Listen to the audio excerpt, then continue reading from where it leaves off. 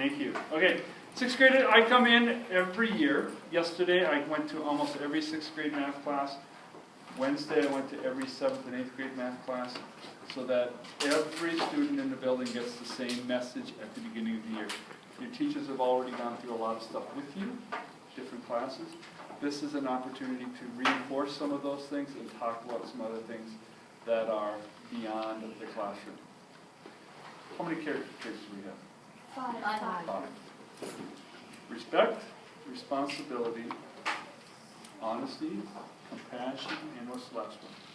Self-discipline. Self-discipline. To me, self-discipline is probably the most important one, especially in middle school. And the reason for that is, in elementary school, if you were here, you also had those 5. But when you are in 5th grade, when you guys went down to the lunchroom, did you go all by yourself? Or did you go down with the class?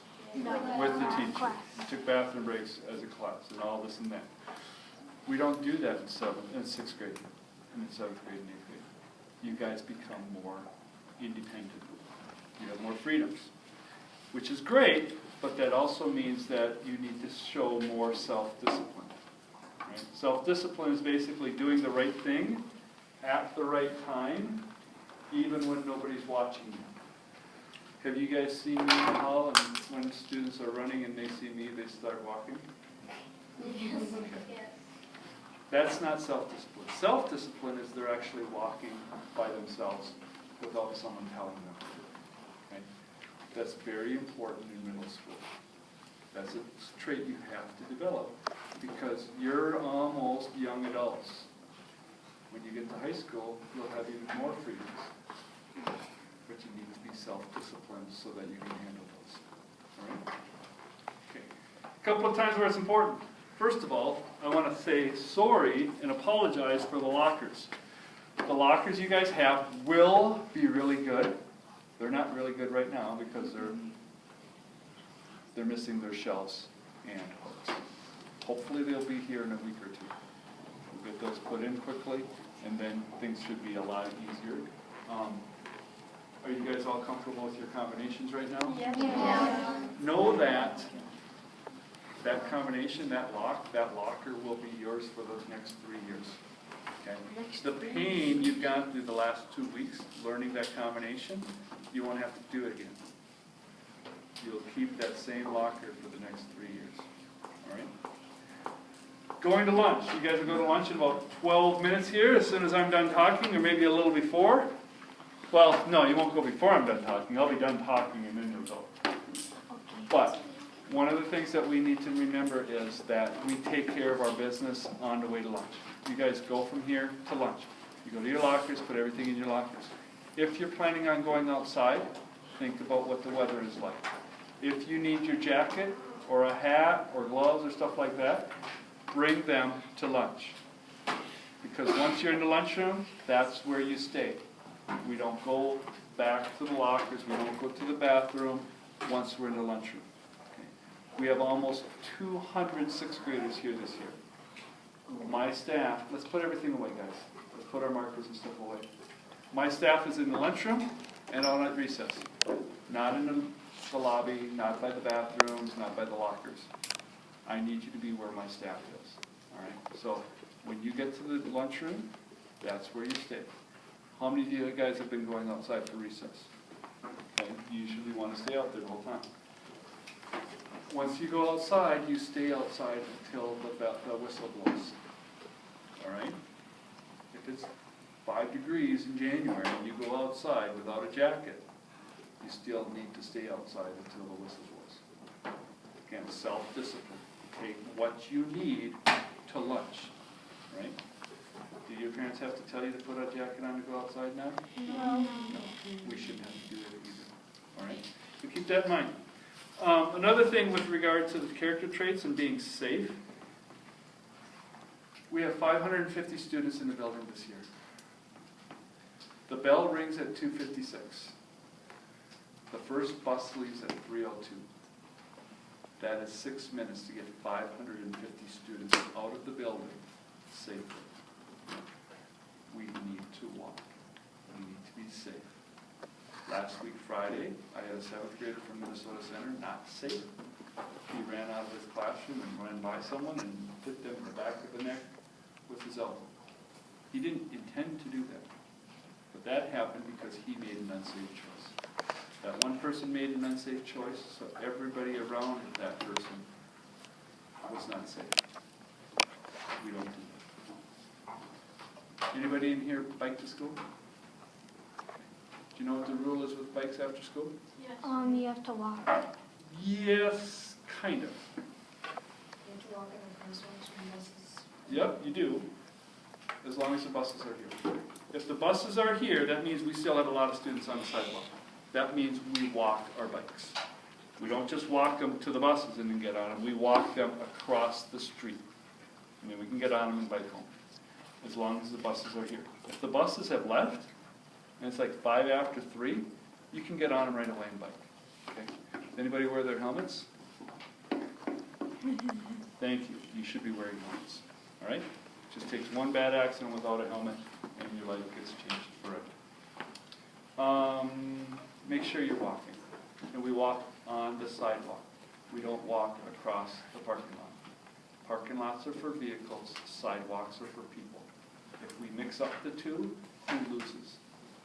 People lose. The cars don't lose. People lose. Chromebooks.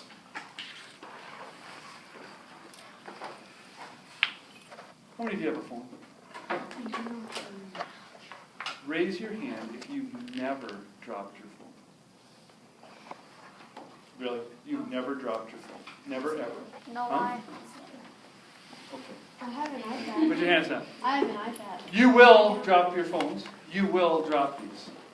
I hope you don't, but I know you will. Especially when you're walking around. Therefore, the rule for walking around, you keep them closed. Okay? Thank you for zipping this, by the way. I appreciate that. If we walk around with them like this or like this, you're going to drop them eventually, more likely. And if you drop them like this, the Chromebook's going to get damaged. If you drop them like this, could the Chromebook get damaged? Absolutely. But it's less likely to happen. You walk around with them closed. You also have them unplugged. Does anybody use headphones? Okay. We don't have them plugged in when we're walking. Because if we do, and we drop our headphones, and someone steps on the headphones and pulls on the cord, this can get damaged. Okay? And we also keep them empty. Is this a trapper keeper? Is this a folder? It is not. It's a Chromebook and Chromebook case. The only thing we put in the Chromebook case is a Chromebook. That's why it's called a Chromebook case. If it was called a miscellaneous anything case, then you could put that stuff in there. But it's a Chromebook case. That's the only thing we put in there. If we put pencils and stuff in here, and you close it, which happens, the screen will break. And then you get to pay for the cost of fixing that screen. Even if your parents paid the damage deposit. The damage deposit is for damage that happens accidentally. But if students choose to do things that we've told them not to do, and an accident happens, that would be negligent, and that's what we have to pay for. So please, please, please, remember your cues. If you want to zip it up when you're moving, you don't have to. But if you're going down to your locker, you're going home, I would zip it up because that won't keep it even more protected. This is a paper copy of your planner. You guys have been going over this in advisory, correct? Does this have everything listed that you cannot do in school? Yes. No, it does not. It has a lot of things. It has a lot of the most common things. But even if I wanted to put everything that you cannot do in here, I could not do it. It could be 500 pages long. And it still wouldn't have enough, because I would have a creative 6th grader who came up with something else that I didn't think about. It doesn't have everything in it. What it does have is the 5 character traits. If you follow the 5 character traits, you will be golden. If you're honest and respectful and compassionate and responsible and self-disciplined, you will be fine. Dress code is not usually a problem for sixth graders. But one thing to keep in mind, if you think a staff member might object to what you're wearing because it's too short or the message is not appropriate, please don't wear it to school. Because if you're told to change clothes or to change out of something, you have to do it. Sometimes that means calling the parents and having the parents bring something to school. And I'm a parent. No parent wants to get that call. So make a better choice. Make good choices when you're looking at what you want to wear to school. Passes. Red pass over there. Should be used for about 4 things. You know what those things are? What's one? Going to the bathroom. Bathroom? Perfect. Library. Library for Chromebooks. Not really for books. Okay? Just Chromebooks. Maybe your locker. Locker and Bathroom? I think we had that already, right? Bathroom, locker, Chrome Depot, and Office. no.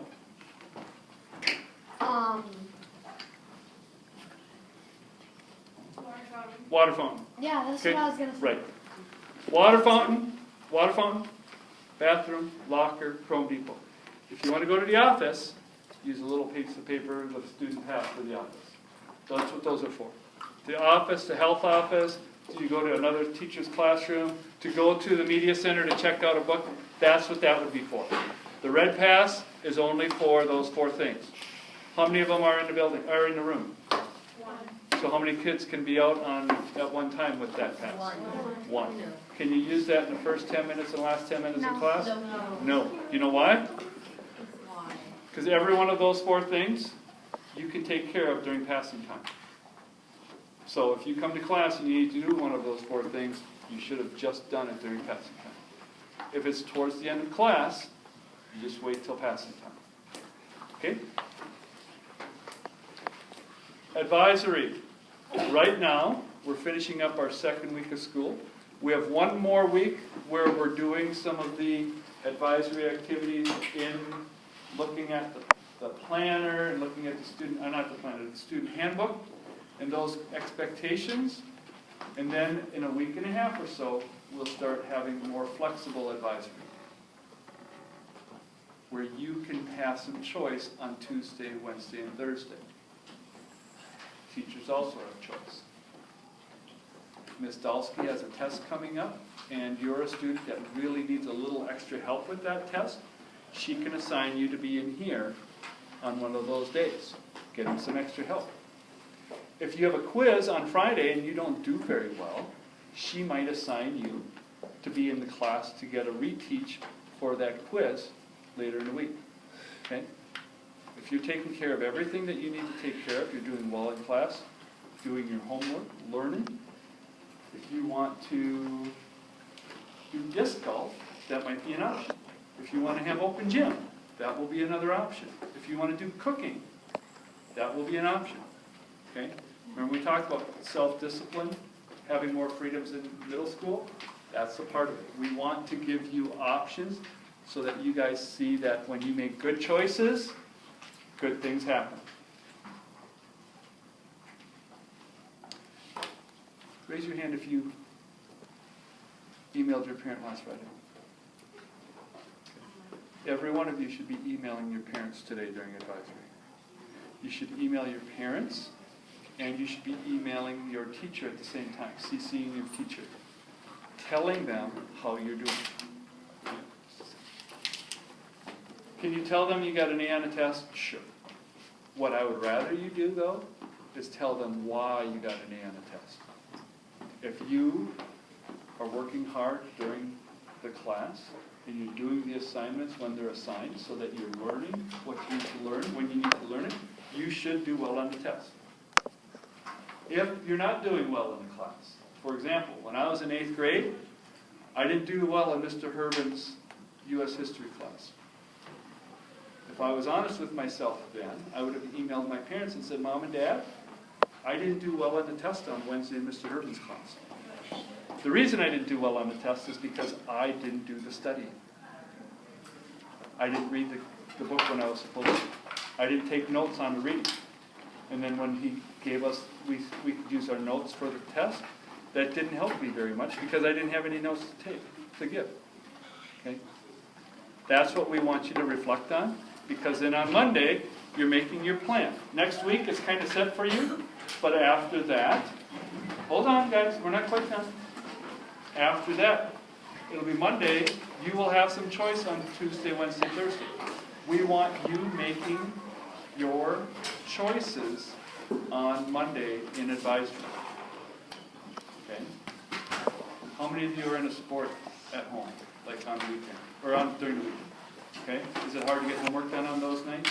Yeah. So if you have a game or something on Tuesday night, and you know you won't ever have any time to do homework, you can look at your class and say, maybe you take a study hall for Tuesday afternoon, advisory, so you can do it before you get home. Then you're done. All right? Okay. All right.